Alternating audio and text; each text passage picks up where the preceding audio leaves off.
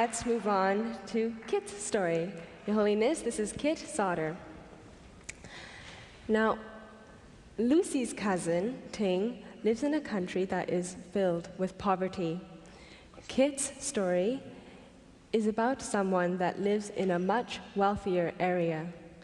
People have a lot of money, and people have a lot of things. We see in Kit's story that even if there is so much material wealth, there is also suffering. Let's watch the TV for the last time to see Kit tell us his story.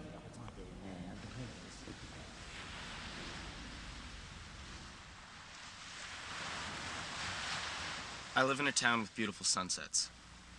The sea comes up and caresses the coast, and the sun sinks over the mountains across the ocean. I live in a town where almost every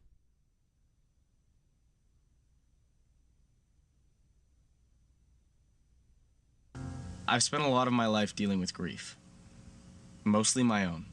Grief I do not and will not dwell on. I've learned to appreciate the sunsets in my perfect little town. I'm an actor, and on my way home from a rehearsal some months ago, I saw a woman sitting on a hill crying. I kept walking, thinking to myself, why isn't there anyone there to hold her? I got about a block away, turned around and walked up the hill. She was clearly upset and, like most people, ashamed of it. As I approached, she watched me warily and said, "You walked all the way back up that hill for me." I merely grinned and told her that people should never sit alone too long when they're crying. She told me she had grown up here, in my perfect little town, that she hadn't swam in the ocean in 30 years. She had brown hair and tired eyes, and skin darkened by the sun. By the end of the conversation, we had laughed, and we'd both cried. I walked home content. That afternoon, I bore witness to the life of a stranger. I'd helped her to smile.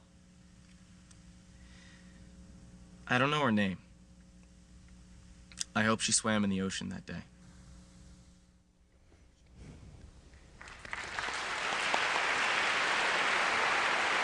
Thank you, Kit, for your inspirational story. Thank you.